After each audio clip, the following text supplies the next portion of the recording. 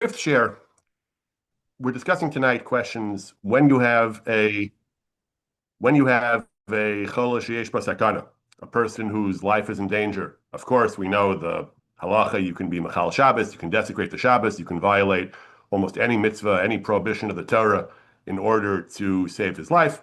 That we know that's been the foundational assumption of our whole series. But as we began to discuss last week, there are some very interesting questions revolving around how far can you go? Obviously, if this is the only method to save somebody's life, you can do it.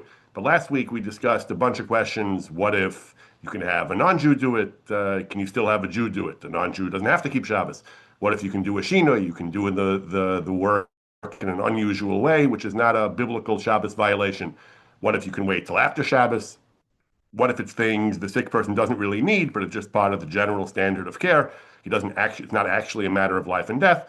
So we discussed a variety of questions involving how far can you actually go when you have a bona fide Choleh sheyesh ba Sakanah, a bona fide case of someone whose life is in danger.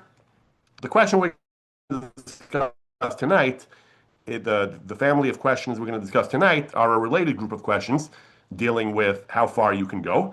And just a word or two of conceptual, theoretical background here.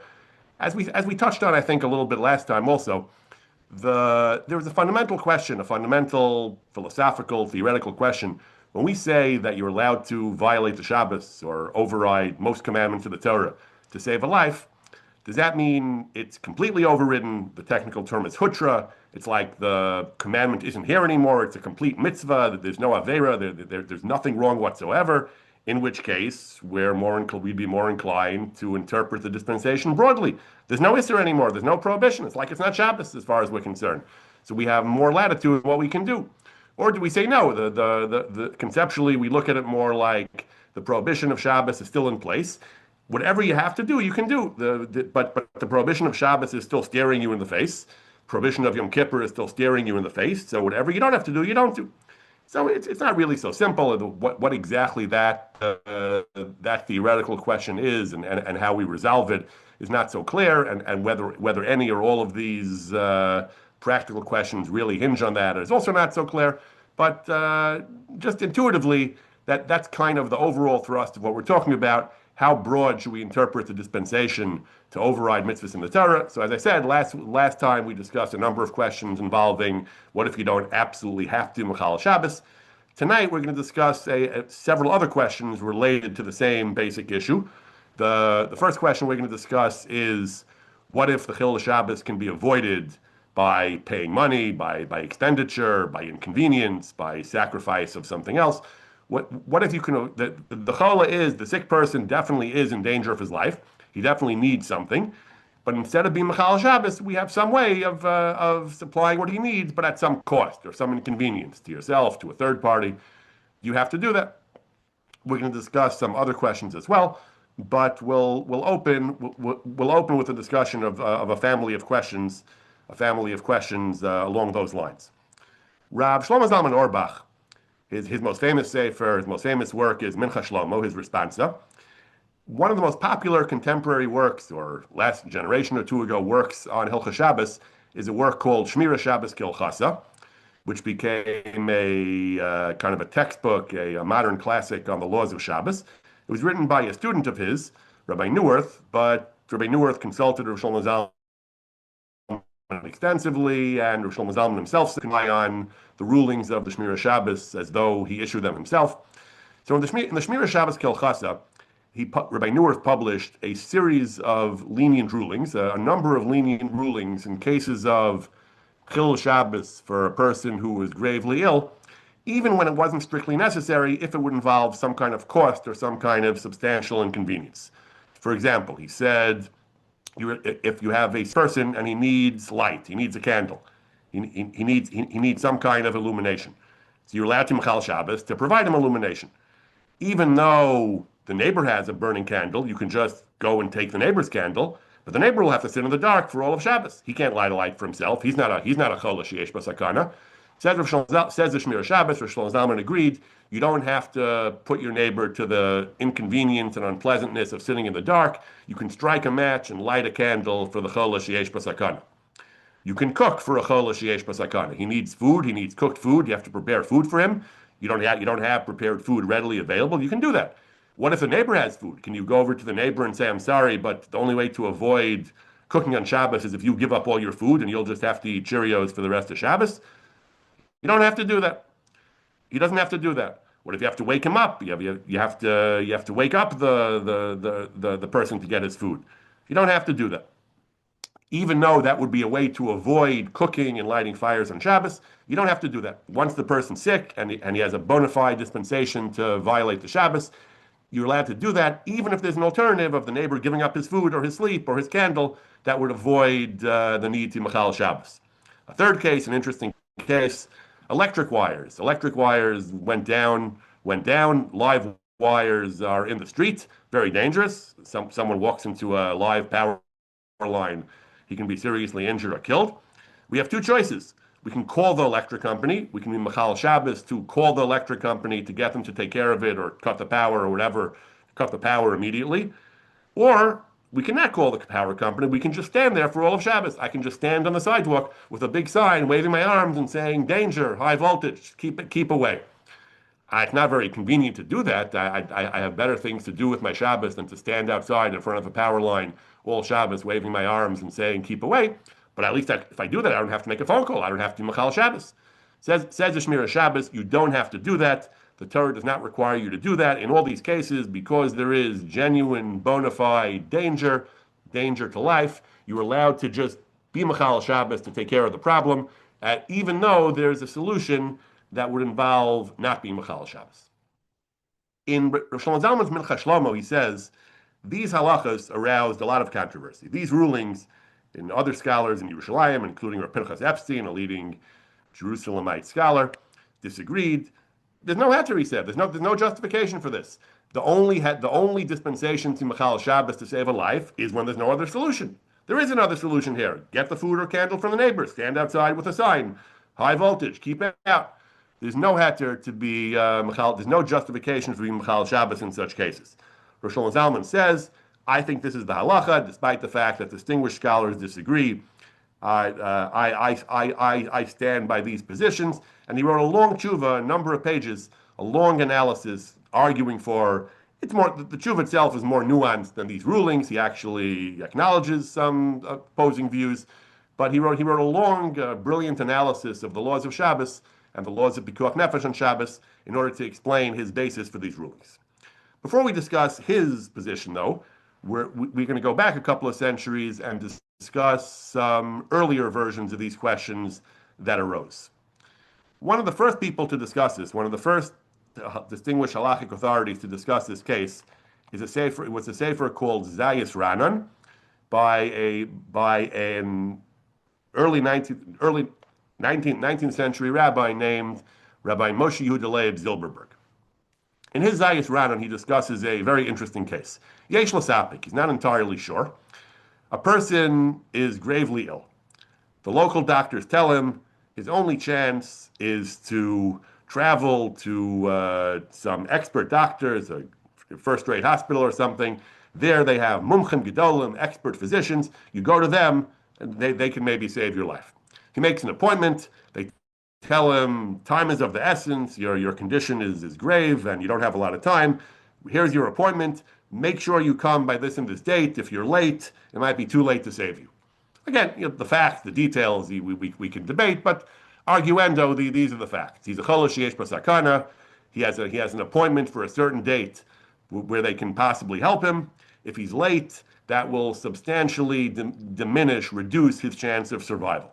So the fellow doesn't have a lot of money. He sells everything he has to buy a horse and wagon to travel post haste to the expert physicians. And given his resources, the horse and wagon he was able to afford, if he travels pretty much round the clock, 24/7, he'll get there on time for his meeting. So en route, he passes a certain Jewish community, and the Jewish community has a choice now. They can either wave him on, you give him a sandwich and wave him on and say, go, just travel, pikuach nefesh, you can violate the Shabbos and keep traveling, Or they can say, stay with us for Shabbos, have a nice Shabbos with us, rest, and don't be Machal Shabbos. After Shabbos, we'll pay for you to go on a train or on a faster conveyance where you'll make up for lost time. It'll cost money. So the question is, do they have to do that? Do they have to subsidize a faster mode of travel, which will cost them money, but it will enable him to avoid traveling on Shabbos, avoid violating Shabbos? Or can they say, look, you're a Choleh sheyesh bo sakana, you can travel. So we're not going to spend the money just so you can have a restful Shabbos and avoid being machal Shabbos. Do they have to do that or not? Says the Zayis Ranan, Me'ikar Adin, he recommends that they do, he says. The Me'ikar Adin, the strict letter of the law, they don't have to. It's a matter of Gemilas Chesed, because psychologically, he points out, even if according to the halacha itself, there's no need to do that, he'll certainly feel bad if he has to travel on Shabbos. Certainly as a matter of chesed, as a matter of just empathy with this poor fellow who cares about keeping the Torah, they should offer to subsidize a faster conveyance which will allow him to rest on Shabbos, and because of Kiddush Hashem, to show that they care about Shabbos. So there are kind of hashkafic, or there's a value-based argument that they should, but in terms of the letter of the law, they don't have to. And the logic is, similar to what Shlomo Zalman said, the logic is, Choleh sheyesh bo sakana, Shabbos is overridden. No more prohibition on Shabbos. Pater umutter. There's no prohibition here. So they don't have to pay money to avoid him being Machal Shabbos. He's not being Machal Shabbos. He's doing what's absolutely mutter. There's no Aveira. There's nothing wrong. Therefore, they don't have to spend any money. Me'ikar Adin. They are allowed to say, we're not going to bother spending the money. You can keep traveling on Shabbos because that is your only option. Now he notes an obvious tension. He notes an obvious counterpoint to this. The halacha is, it's an explicit halacha in Shulchan Aruch. Ramah Paskins this way. Let's say a person is in a situation of danger. He is starving somewhere. He has no food. The only food he has two choices. There's non-kosher food. There's a McDonald's down the block, or he can spend a fortune to have kosher food airlifted in from someplace else. So the only way to avoid eating again, realistically, that's not usually going to be the case. Realistically, you can usually find some dry bread or something that's more or less kosher without having this dilemma. But in theory, if this is your dilemma, you only have two choices. One of them involves eating nevela, eating non-kosher meat from McDonald's. The other option is spending a fortune, literally a fortune, to get kosher food. The halacha is you are obligated to spend the fortune and not eat non-kosher food. Certainly to avoid Chol Shabbos, which is even more severe prohibition. But even just eating non-kosher food doesn't necessarily mean food without a hechsher, which may very well be technically kosher. Non-kosher, bona fide non-kosher, McDonald's hamburgers, which are nevela, which weren't shechted, weren't slaughtered properly. The halacha is you are literally obligated to spend a fortune rather than eat the non-kosher hamburger. If there's no other option, if for love or money you can't get kosher, and you're in danger of starvation, then you can eat the hamburger. But if you can spend a fortune, you're not allowed to violate the prohibition. So why is this different, says the Zayis Ranan? Why aren't they obligated to spend money to get him a seat on a train or something so he doesn't have to be Machal Shabbos? So he says because he himself, to the extent that he has options, even if the options are expensive, he's not considered Choleh sheyesh bo sakana because he has a solution. Even if the solution is expensive, he doesn't fall under the category of Choleh sheyesh bo sakana to the extent that he has a viable solution to save his life without doing any isurim. Whereas if he has no resources, if he himself has no option but to Machal Shabbos, at that point the rule of Choleh sheyesh bo sakana kicks in. He has a 100% dispensation for not keeping Shabbos, and we, the community, third parties, other people, we have no obligation to fund him so we can avoid that. The same thing would apply to the non-kosher food, presumably. If he's starving to death and the only food he can get his hands on is non-kosher, even if we're watching him from a distance and we happen to have kosher food, presumably he would say the same thing. We have no obligation, me'ikar adin, to give up our kosher foods because for him to avoid having to Machal Shabbos, to eat non-kosher food. That's the basic distinction. They should do it, Gemilas Chesed, Kiddush Hashem, they should do it, but as a matter of strict halacha, they have no obligation to do it. The same basic point is made about a century ago by Malkiel Tenenbaum, the author of the Divrei Malkiel. He was asked the question, again, someone is Masukan, someone is in danger, he has nothing to eat, only non-kosher food. Are other people obligated to provide him with heter, provide him with kosher food, in order that he should not have to violate the halacha by eating non-kosher food? Do they have to do that or not? And he says they may, again, meikar adin. It might be nice if they would, but meikar adin, the letter of the law, they don't have to give him anything. And the way he puts it is pikuach nefesh. When it comes to danger to life, the halacha is hutra v'lo b'toras dichoy. It's completely overridden. It's like heter. It's not just the isser is there, but we do what we have to do to save a life. The isser, the prohibition, is considered completely nullified and overridden. That's a big debate, as we discussed last week. That's a major machlokas, but that's his position, and therefore it is mutter. So he has a follow-up discussion. Someone asked him an interesting question. Someone asked him, there's an ancient tradition, we collect mos chitim before Pesach. We collect special charity for the poor before Pesach so they can have food to eat, because they can't afford, Pesach food is very expensive. So and similarly says the custom was when Jews were drafted into European armies, Russian armies, they used to raise money, the community would raise money so we could eat kosher food. What's the problem? If he's starving to death, he can eat non-kosher food. Non-kosher food apparently was more available. For the people in the army served them non-kosher food. Even the poor people, they can eat chametz, they can eat other things, he says.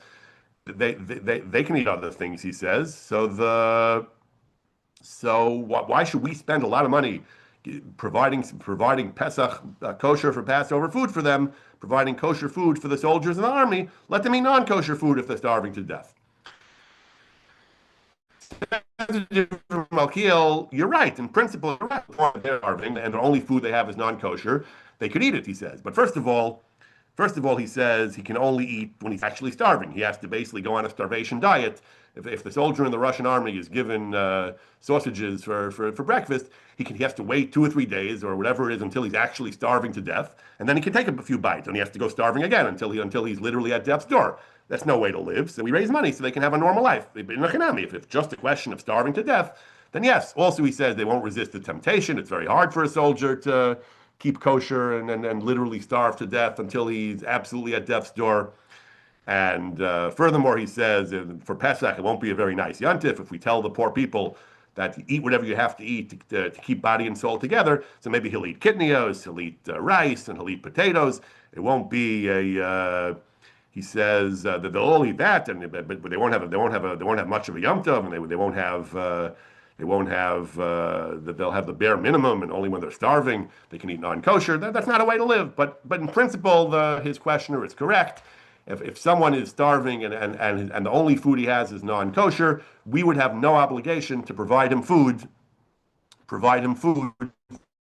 in order for him to be able to eat kosher. The different Mochiel, though, makes a very interesting distinction. He goes on to say that that's true if the question is the person whose life is in danger, he's going to have to violate Shabbos, eat non-kosher food. We can save him from that with money. Like the Zayis Ranon, he says, we have no obligation to do that. Because it's mutter, it's hutra, it's completely heter for him to do that, and we have no obligation to spend money to give up our own resources to stop him from doing something, which is anyway mutter. However, he says, let's say he says we have to provide care for the sick person. He needs food, we have to provide him food. So we have a choice. We can either shecht an animal for him on Shabbos, or we can spend a lot of money to get kosher food. There, he says, we would actually have to spend the money, because here we're doing the Chol Shabbos. If we do the Chol Shabbos, we have a duty to spend all the money to avoid being Mechal Shabbos. If the sick person himself is doing the Chol Shabbos, that's completely heter, and we have no obligation to spend money, so he shouldn't have to Mechal Shabbos. But if we're the people ourselves, we're going to be the ones who are going to have to light a candle to take care of him, or the example he gives is shecht an animal so we can have kosher food. So then he says we do have to spend a fortune to avoid ourselves being Mechal Shabbos, because once it's a question of our Chil Shabbos, the person, just like we said before, if a person is in a situation where his only food is non-kosher, but he can get kosher food by spending a lot of money, he certainly has to do that, to spend a fortune to get kosher food. So too, if we're being Mechal Shabbos for the Choleh, and we have an option of spending a fortune to avoid it, we have to do it. So he says he agrees to the Zayis Ranan in a case where Ruvain, the Choleh, he's going to be Machal Shabbos. We can help him avoid that by spending money. We don't have to do that. But if we ourselves are going to be Machal Shabbos to help the Choleh, if that's going to be our duty to help the Choleh by being Machal Shabbos, like a doctor or a nurse or something like that, and we have a way of that by spending a lot of money, that we would have to do. That is his position. Rav Shlomo Zalman Auerbach himself does not agree with that. He thinks he goes even further than the Divrei Malkiel, and he feels that the Zayis Ranan type of argument applies even in a case where where the other person, not the person in danger himself, is going to be doing malacha on Shabbos, going to do something that's asur. He himself has the same logic that since it's mutter, certainly if you say it's hutra, that there's no chil Shabbos here anymore, I don't have to spend money either. What I'm doing is absolutely mutter. I don't have to spend money to avoid doing something that's mutter. It's mutter. It's totally mutter. There's no isser here at all. So Rosh Zalman goes even further. So the Zayis Rana, the earliest discussion of this question, said at least other people don't have to spend money so that the person in danger himself can avoid Chil Shabbos, and a number of other posts can accept that as well. The Rav Shlomo Zalman goes even further and says that applies even to a third party who's going to have to Machal Shabbos, unless he spends a lot of money. He's allowed to Machal Shabbos and does not have to spend a fortune, Meikar Adin. That the Divrei Malkiel disagrees. The Tzitz Eliezer de Waldenberg, he's the one who brings the Zayis Rana, and he also is inclined, certainly in the case of the first case, the case where it's a third party being Machal Shabbos, where the third party spending money, so the person in danger shouldn't have to Machal Shabbos himself. So he's included in a case where someone else will have to Machal Shabbos, and they want to. And the question is, do they have to spend money so they shouldn't have to Machal Shabbos? That seems to be a dispute between the Divrei Malkiel and Rosh Shlomo Zalman Auerbach. Okay. In the course of his discussion, Rosh Shlomo Zalman is making the general case. Again, it's a very intricate and very complex discussion, but in the course of his discussion, Rosh Shlomo Zalman explains that there's no isser here. What you're doing is absolute heter. There's no need, meikar adin, to spend money to forestall it, to avoid it, because it's absolutely mutter. In the course of his discussion, Rav Shlomo Zalman makes an interesting point.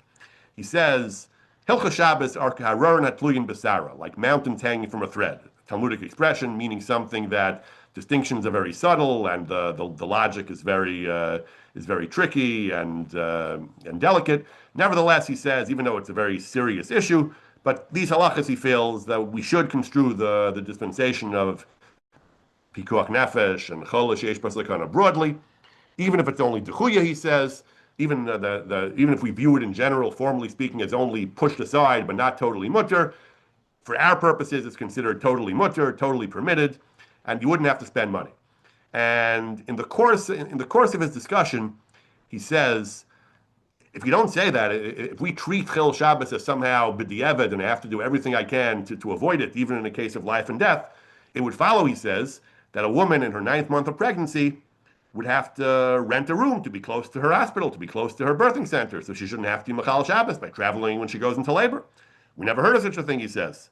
He says that that's not the halacha, he says. Even though as we'll discuss soon, there are poskim who say that. It's a midas chasidus, he says. It's only a matter of pious conduct. You're not strictly required to. He says we don't find that people who are seriously ill and the doctor says it's dangerous for them to fast on Yom Kippur, we don't find they have to spend a lot of money to go through elaborate sources of artificial nutrition to avoid the need to eat. We don't find such a thing. He says, even though, again, a person himself certainly has to spend money to avoid doing an issur. We said before, if a person only has tray food, but if he spends a fortune, he'll get kosher food, he has to do that. So why don't we tell people who know before Yom Kippur they're going to have to eat, why don't we tell them, look into spending money and going through all kinds of kunsin and stratagems to avoid eating? The Torah doesn't require that. Once you are in general in a place of Choleh sheish bas sakanah, you are not obligated to you are not obligated to go to such pains to avoid it. Rosh Zalman now makes a very interesting point. We mentioned earlier that in a case where you have an option of getting kosher food, even if it costs a fortune, you're not considered a Choleh sheish bas sakanah. So Rosh Zalman somehow understands, and I'm not sure I fully understand the distinction, In a case where you're a bona fide Choleh sheyesh bar sakana, your doctor says you're gravely ill, you have to eat. These types of cases. Then, if you're a genuine Choleh sheyesh bar sakana, the fact that we can spend money to avoid it is not required. Whereas Rosh Zalman says, if you're not really a Choleh sheyesh bar sakana, you're just having trouble finding food, and easily accessible food is treif. The easily accessible food is treif, and the kosher food costs a fortune. There, Rav Shlomo Zalman says, you're not really a Choleh sheyesh bar sakana. To the extent that you have no other food, then you have a dispensation to not follow the halacha. But to the extent that you do and you can afford it, you do have to.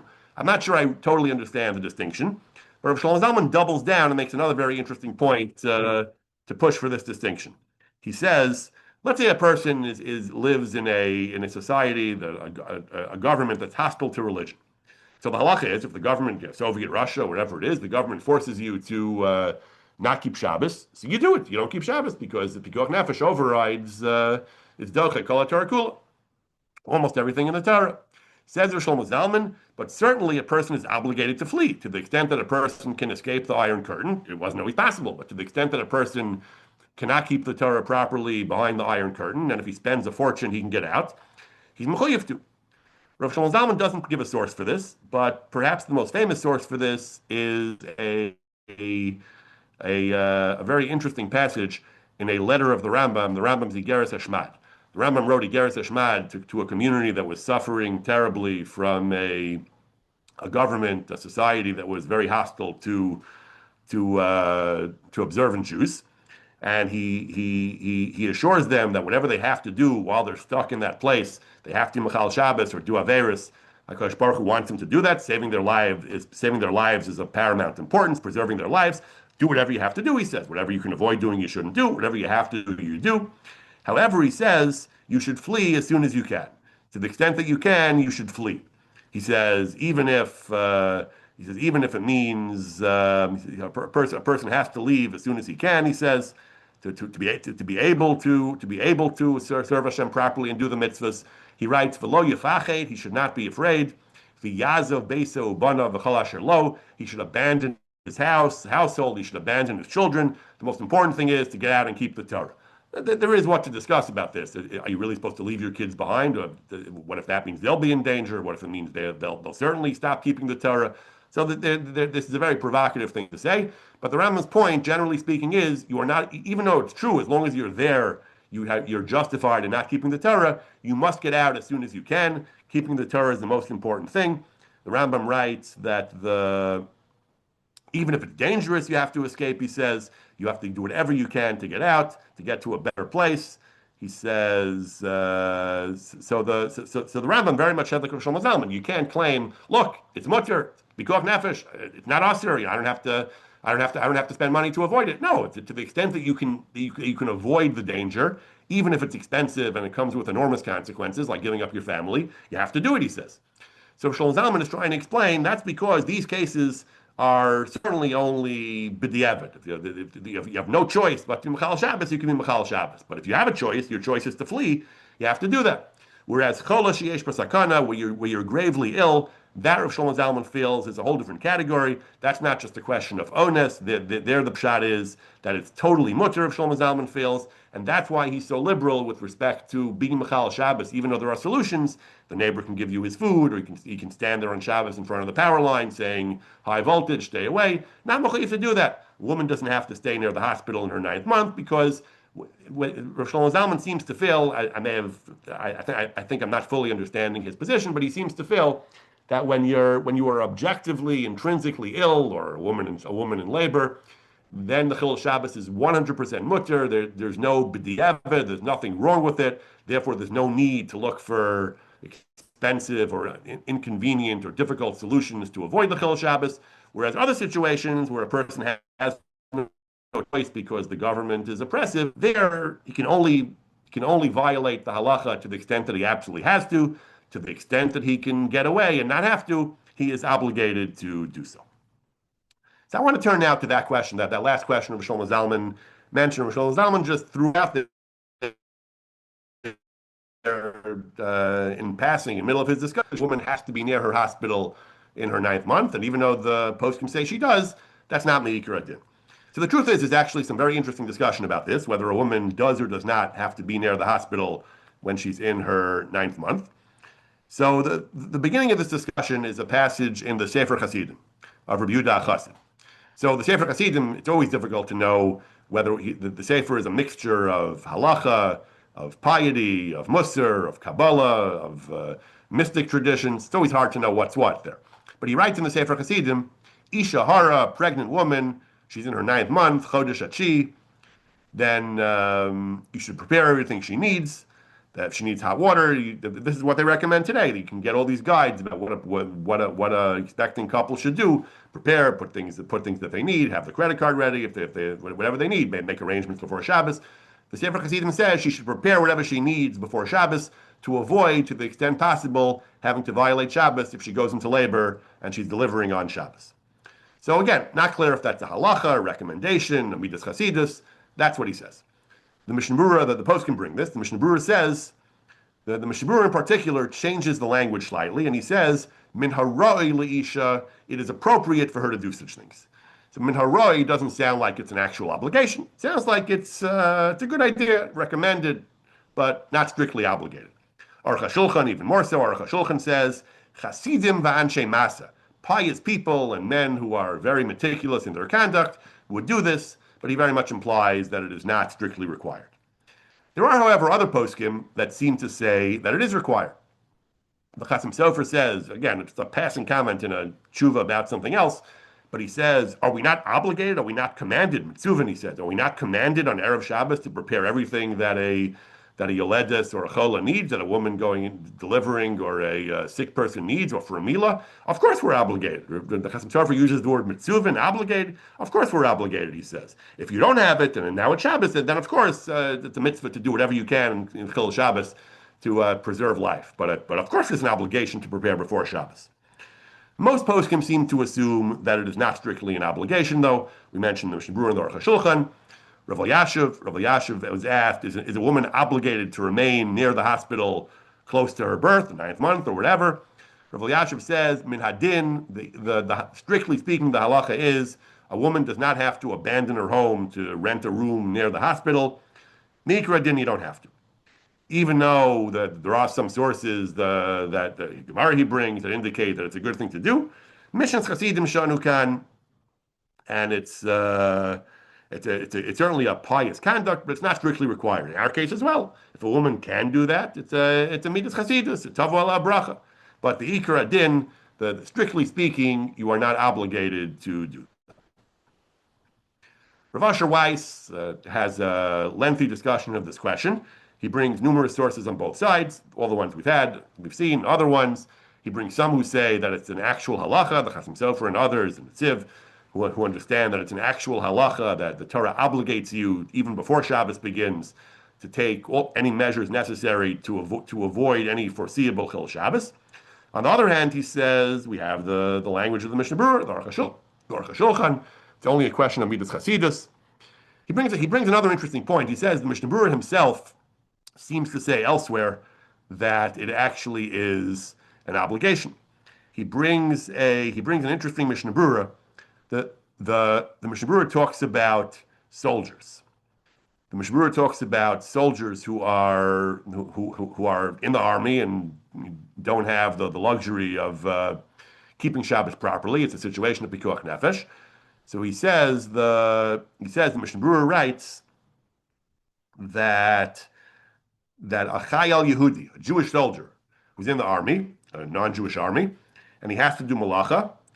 He says, so to the extent that he has some flexibility, he has a list of tasks he has to do, and after that he's off. He just has to get certain things done.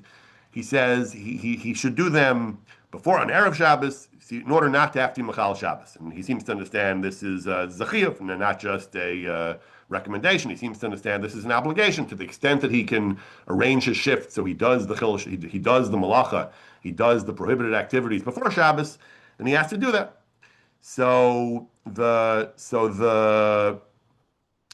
one point, Rav Asher Weiss makes an interesting distinction. He wants to say that in the case of the woman going into labor, we don't know for sure that she's going to go into labor. She might. It's in her ninth month. One of these days, she's going to give birth. We don't know exactly when. Therefore, because it's only speculative, that's why me'ikra din, as a matter of the letter of the law, the woman doesn't have to rent a room down the block from the hospital because it's only maybe. Whereas the Chasam Sofer and the Mishabur were talking about cases about the soldiers. We're talking about cases where it's entirely foreseeable. It's a certainty, or it's most likely that's how it's going to happen. In that case, he wants to argue that maybe it is an obligation. But in any event, the Chasam Sofer seems to say it's an obligation, even in the case of a Yoledes. We don't know if she's going to give birth. The bottom line is that the bottom line is that the that Rav Asher's conclusion is that certainly a person should, certainly the Ratzon Torah, famous idea of Rav Asher, we have to look at kind of the spirit of the law. That certainly it's the will of the Torah that a person should do what he can, to avoid being Mechal Shabbos, but it's but he says that the bottom line, that the practical guidance is it depends on the cost. Ultimately, it depends on the cost. Cost, I mean, not just money, but cost of convenience and whatever. He says a person should certainly try to arrange things that he won't have to Mechal Shabbos, but if it's going to come with serious inconvenience, with serious, she'd have to be away from her family or drag the whole family out somewhere. Then he says you wouldn't have to do that. To the extent that it's relatively convenient and practical, you should do it. To the extent that it's not, you don't have to. I've heard, I think, that Rav Hershel Schachter recommends, encourages people to try to stay near the hospital for Shabbos. But and finally, Rav Asher talks about the case of, again, people in oppressive situations where they have no choice but to Mechal Shabbos. He brings a Rivash who talks about the conversos in Spain who are forced not to live openly as Jews. So as to avoid doing any avera they don't absolutely have to do, even if they do averas when they have no choice, that's justified. So however, he says the person has to leave. If the person chooses not to leave, if he has the ability to leave and doesn't do that, then apparently he's a rasha. And like we said from the Geras Hashmad as well, that a person would have to leave to avoid. We don't just say, well, right now I'm here, and if tomorrow I have to Mechal Shabbos, that's okay.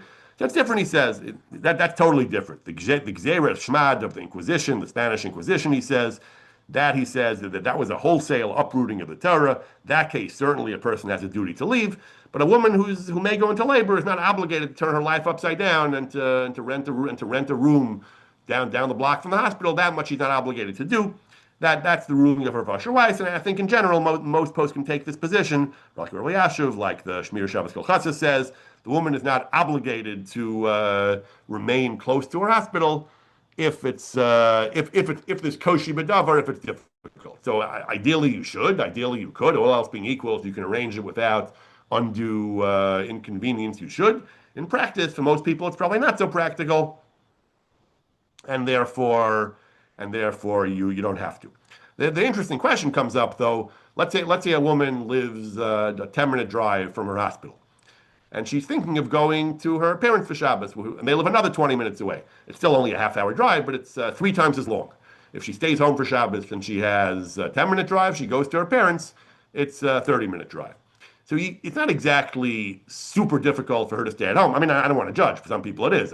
Some women are having difficult pregnancies and have a lot of little kids. Maybe it is super difficult for her to stay at home. But in many cases, it's not necessarily very difficult to stay at home. It's just more convenient, and she'd prefer to go somewhere else farther from her hospital. So that would be a real shaila. That would depend on the poskim, what they consider koshi, and how difficult would it have to be for her to stay put and stay closer to the hospital. How much additional convenience or additional making her life less difficult would it have to be to justify moving farther away from the hospital? So I want to turn now to well, before we do that, just one more thing I'll just mention briefly. There's a very interesting tshuva I reproduced it in the handouts. It's quite long. We're not going to go through it, but it's a very interesting tshuva in the Sefer in Minchas Yehuda, a Rav about a century, 120 years ago. He talked about a case that there were Jews who apparently had served in the army, and they had a kind of call up to reserve duty, that they had to present themselves at a government office. The date they had to do this was Simchas Torah.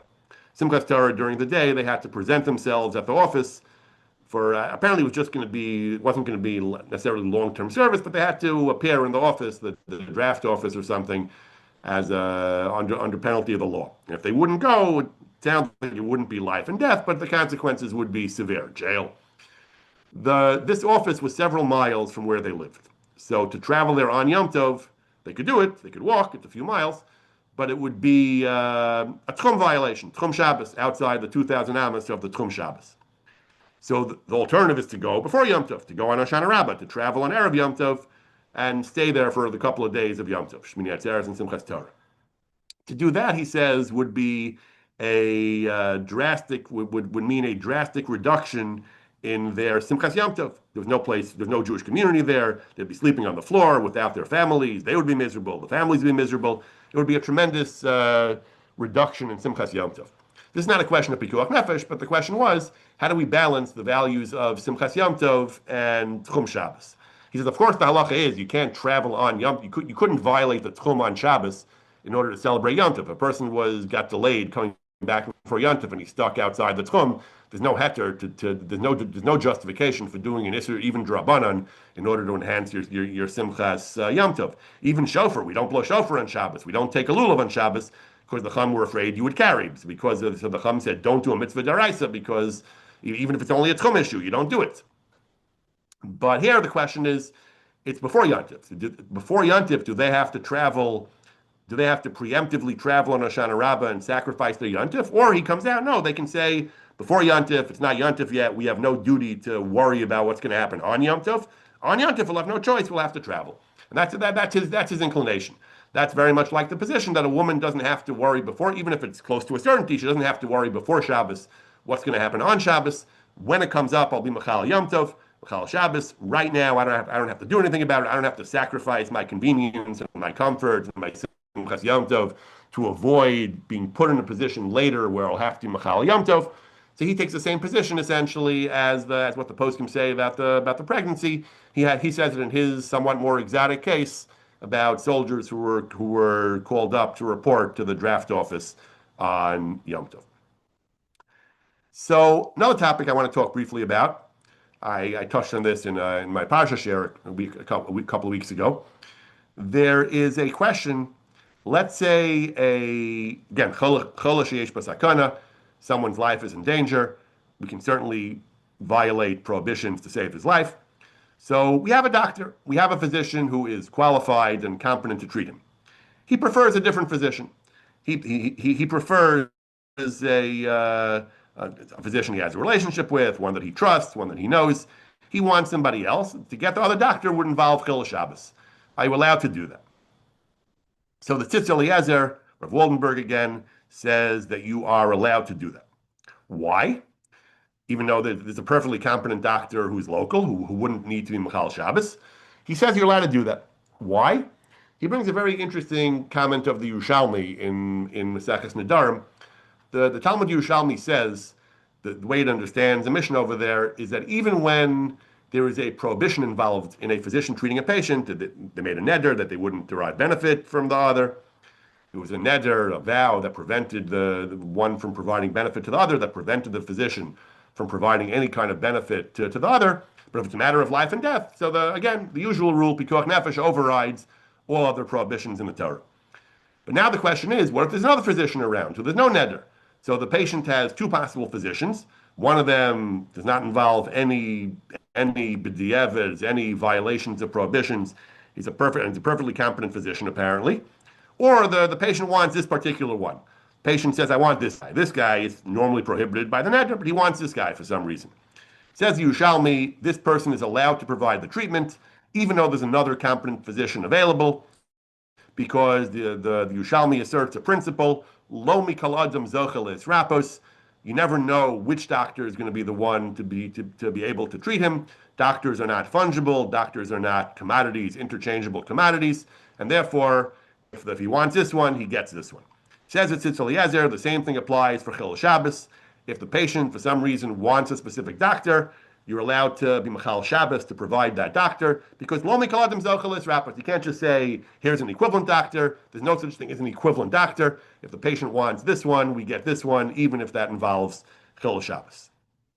Okay, that again, in previous shiurim, we talked about the idea that we talked about the question of whether for the psychological health of the choleh, that we don't want him to be agitated, we don't want him to start becoming agitated and aggravated, that he's not being listened to. That could be a dispensation. But this is a different argument. Lo mikaladim zochel it's rapos. You never know which one will be able to provide the proper and efficacious treatment, and therefore you can violate Shabbos to get a different physician if that's the one that he wants. In the Sefer Harchavas L'Pnei Halacha, Pnei Halacha is a modern classic by Rabbi Eliezer Melamed in Eretz Yisrael. Harchavas L'Pnei Halacha is a kind of elaboration and extension of it by, I think, a student or an associate of his. He has a lengthy discussion on this topic, whether you're allowed to Machal Shabbos to call a physician if there's a local physician available. He brings a Tzitz Eliezer based on the principle of the Yerushalmi and Adarim, who says that you're allowed to. He brings various other poskim, Shmir Shabbos Kilchasa, also seems to say you're allowed to. He brings various poskim who say you're allowed to. But he says, Tzarachim Gadol B'chol Zeh. It's a little hard to swallow, very hard to swallow. People, he says, are nohagim behysteria. People just get hysterical based on their preconceived notions, deot kedumot, and shmuot shonot, different rumors and gossip they hear. They decide a certain physician is good. That's a reason for Chil Shabbos, really? And just arbitrarily, they saw something online, they gossiped to someone, go to this guy. That's a reason for Chil Shabbos. Hashem sends refuah anyway. Hashem decides who should be healthy and who should be sick. Is that really a justification for Chil Shabbos? So he's not convinced. He goes back and forth on this. At one point he says, again, we can try to kind of, we can use a helpful yardstick to try to measure how serious is this desire of the patient for a certain physician. Let's discuss how much money he would pay to have this other physician. They're of average means. They're middle-class people. See, if they'd pay 2,000 shekel to be able to get the other doctor, they'd pay hundreds of dollars to get the other doctor out of pocket. Okay, they're putting their money where their mouth is. They really think that this is a big deal to get this other doctor. Then maybe in a chanami you could be Michal Shabbos to get that doctor as well. But if they wouldn't, if they're not really willing to pay money, just they don't take Shabbos that seriously, then maybe that's not a justification. So he goes back and forth. So again, we have this principle of lo mikaladim zochel rapos. You never know who the right physician will be. On the other hand, to use that to Michal Shabbos is obviously it's a remarkable leniency, and it's something post can discuss. How lenient are we really willing to be to allow overriding Shabbos when you have a perfectly competent physician just because the patient wants somebody else? Again, if there's a substantial difference in skill, if it's a dangerous open heart surgery and one physician is technically board certified, but he just got his certification last year, and the other one has been doing this for 30 years, and people fly from all over the world to be treated by him, that lachara is pashat mutter. He's clearly better. He's clearly, I mean, you never know. Again, Hashem decides who lives and who dies, but he's clearly someone who there's a reason to believe he's better. That's not what we're talking about here. We're talking about here where objectively there isn't much difference between the two, but the patient wants one. So that's where there's this considerable debate. That's where there's some debate about can you really be Michal Shabbos just for the patient's preference that he wants one more than the other. So finally, it's getting late, but finally the last topic I want to talk about tonight is a very, very interesting topic, which I myself was not really aware was an issue until relatively recently. We've been saying all along, from the beginning, we've been saying that Chil Shabbos for Pikuach Nefesh, violating almost any issue in the Torah, for Pikuach Nefesh is absolutely mutter. It's a mitzvah, and you're saving lives. You should have no qualms about it. We said earlier, you do it by gedolim, adult Jews, gedolei Torah even. We don't look for minors and non-Jews, because it's absolutely mutter. How should a person view Chil Shabbos? A person has to be Michal Shabbos to save a life. A tele driver drives an ambulance to save a life. A doctor does something, Chil Shabbos deraisa to save a life. What should he feel? Should he feel that he did an Aveira, but he had no choice? Or should he feel that it's a mitzvah, I can sleep like a baby, I did nothing wrong? There's an actual machlokus about this among the poskim, whether a person needs any level of kapara or has to fit any kind of tshuva or kapara for being Michal Shabbos. It's certainly the right thing to do. There's no question it's the right thing to do. But at the same time, there are some poskim who say that the person should view it as an Aveira in some sense, an Aveira he was forced to do. And again, it's a very interesting notion. Usually we think axiologically, if something is the right thing to do, then why should I feel bad about it? Either it's right or it's wrong. If it's right, then why should I feel guilty? Nevertheless, there are some poskim who say that even though it's the right thing to do, you still need some level of atonement. You still did an Aveira, and you still need some kind of tshuva and kapar. The Chavas Yair was asked about there was a fire. People were Mechal Shabbos to put out the fire.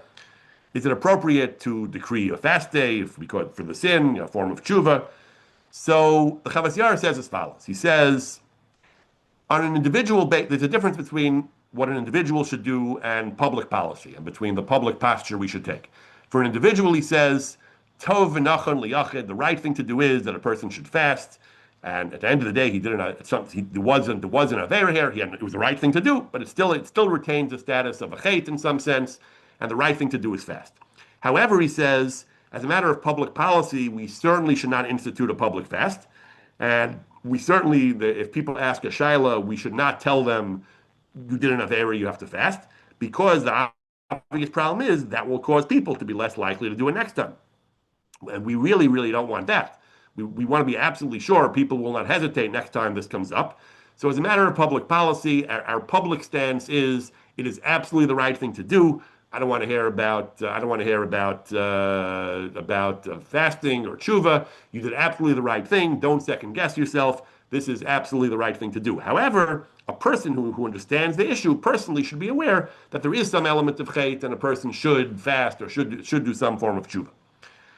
It turns out that this issue actually was discussed back in the medieval period. The Rabbi Yaakov Epstein, the Chevel Nachlaso, has a wonderful discussion of this topic at many sources I was not aware of.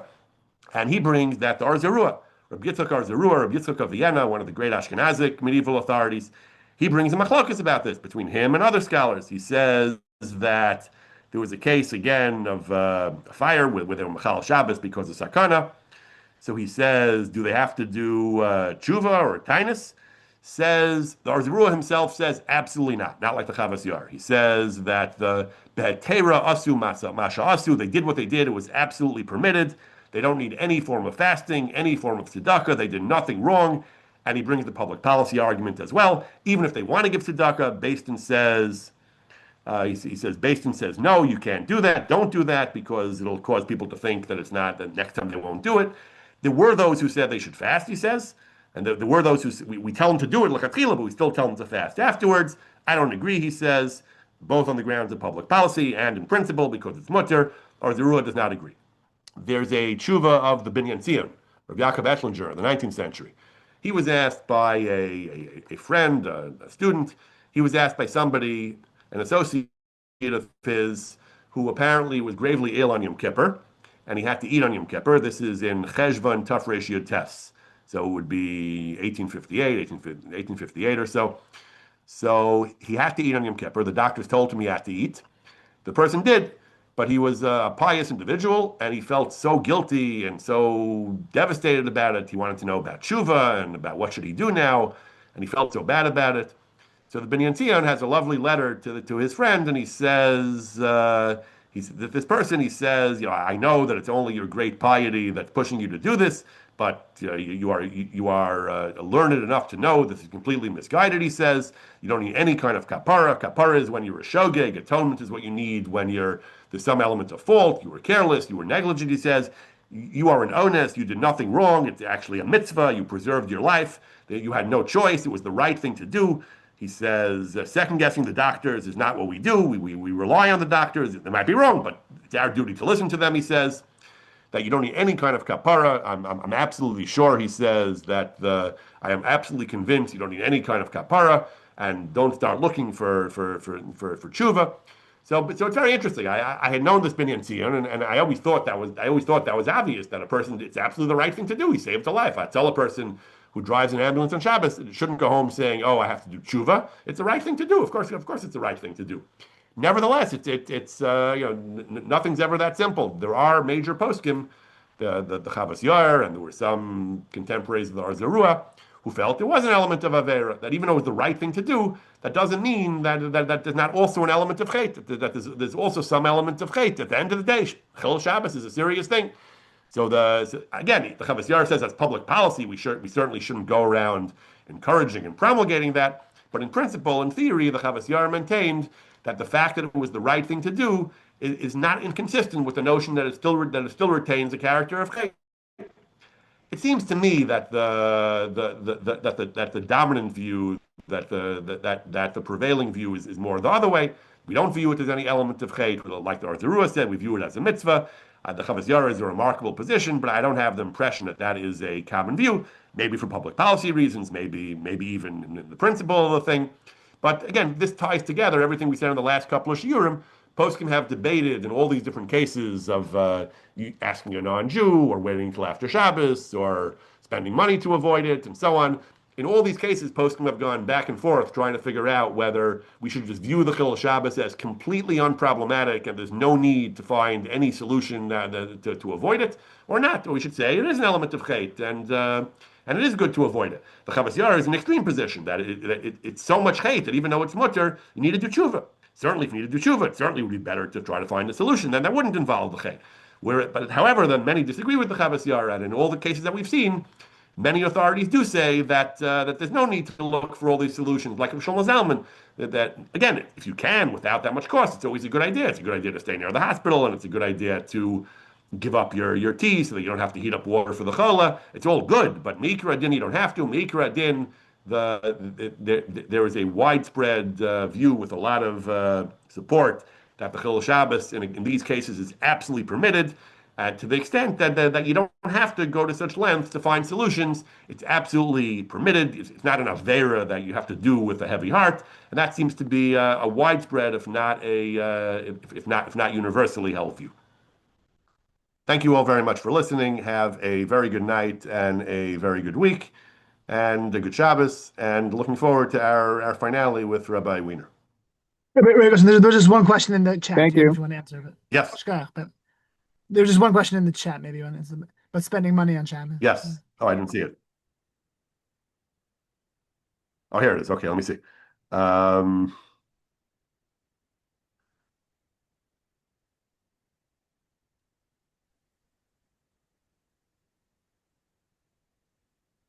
Right. So someone asks, is spending money on Shabbos less of a concern than shechting an animal for food? Can you elaborate on the question? I'm not sure.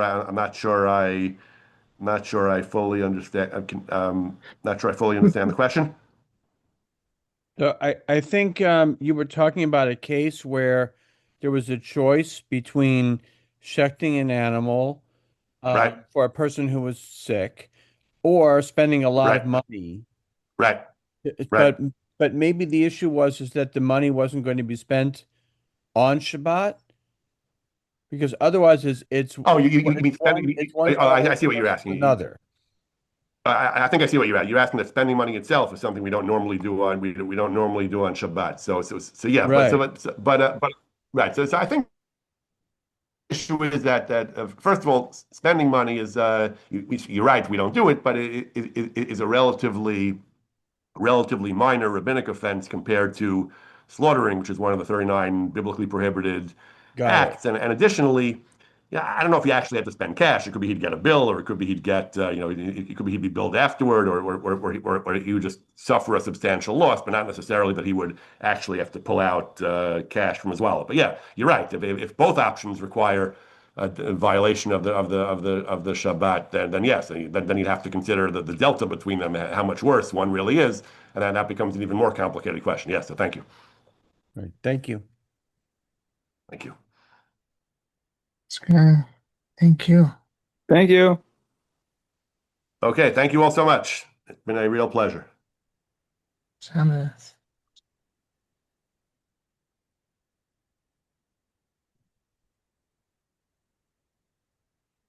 Before we log off, you were referring earlier to Rav Malamed and his Yes. sort of his notion that because the fact that a patient wants a particular doctor might or might not be a reason for Chilul Shabbat, and Yes. going through the way to sort of figure out how legitimate the patient's desire for that particular doctor might be.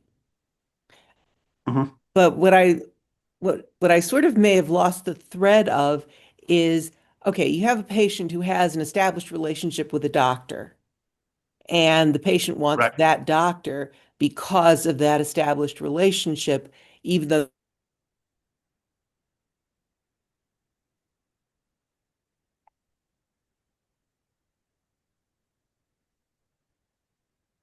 substitute maybe taking call and Chilul Shabbat would not. Where if you don't have continuity of care with that particular doctor, you're putting the patient potentially at risk. And there are all kinds of horror stories now emanating from the United Kingdom, among other places, and from the United States, where the lack of continuity of care cost a patient his or her life. So Yes. Rav So Melamed seems not to be taking that into account, or am I missing something? no, I think you're raising a very good point, and I've seen this point made before.